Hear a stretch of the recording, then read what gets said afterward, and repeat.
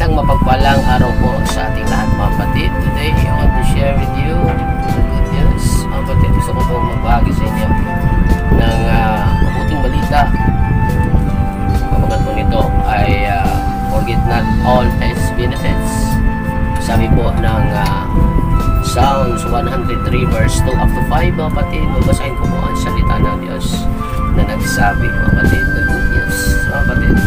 Psalm 103 verse 2 up to verse 5. Bless the Lord, O my soul, and forget not all his benefits. O forgive all your iniquities, who heals all your diseases, who redeem your life from destruction, who crown you with loving kindness and tender mercies, who satisfy your mouth with good things, so that your youth is renewed like the eagle. Kapatid, 5 benefits as we continue to serve God, mga kapatid. Forget not all His benefits. Number 1, benefits of God. Kung tayo po ay naglilingkod sa Panginoon, sabi ko na ng mga salita sa verse 3 mga kapatid, God forgive our sin. Ito po ang una na benepisyo po natin mga kapatid, na pinatawad ng Diyos ang lahat ng ating mga kasalanan. Who forgive of all our sin, mga kapatid.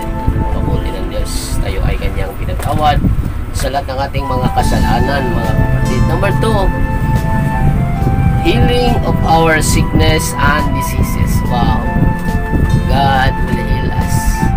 Sa tuwing pong tayo ay makaranas ng mga sakit sa ating physical na katawan, the Bible say, pangako po ng Diyos na tayo po ay gagaling, papagalingin, mga kapatid, sa lahat ng ating mga sakit at karamdaman, mga kapatid.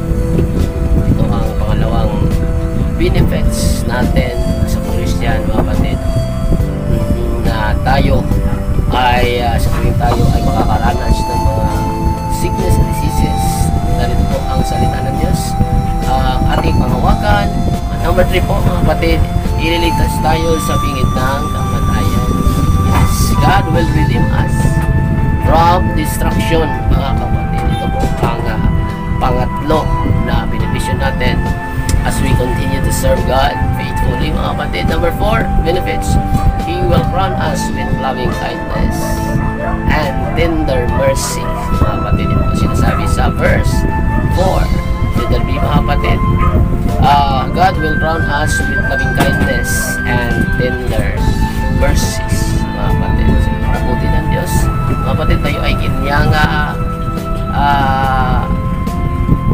pinatawad tayo. Hindi lang tayo pinatawad, pinagaling ating mga sakit na ramdaman, kundi tayo po, ngayon lahat ay kanyang kinoronahan ng kanyang pagmamahal, ng kanyang awa, habag at awa, mga kapatid, as we continue to serve the Almighty God, Jesus Christ, mga kapatid. At panglima na benefits, mga kapatid, na gusto kong isyo sa inyo, ay ang God will satisfy us with good things. Amen.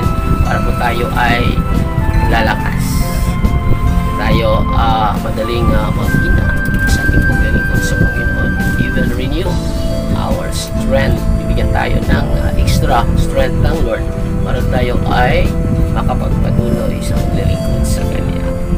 Bible says, He will satisfy us with good things, mga kapatid. Sa napakabuti po ng Diyos, ito po ang 5 na ating benepisyo sa ating paglilingkod po sa Diyos. Tanan po natin, sometimes mga kapatid, tayo ay nakakalimot, mga kapatid, na meron pala tayong mga benepisyo sa ating paglilingkod sa Diyos. So yan lamang po mga kapatid, purihin po ang Panginoon, at maraming salamat po sa inyo lahat. This channel, Sarah D. Hukay na Proclaiming Channel, ay nagpapasalamat po sa inyo lahat sa walang sawang pagsuporta ninyo po sa ating channel.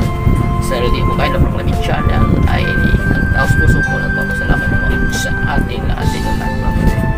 So yan lamang po mga kapatid, maraming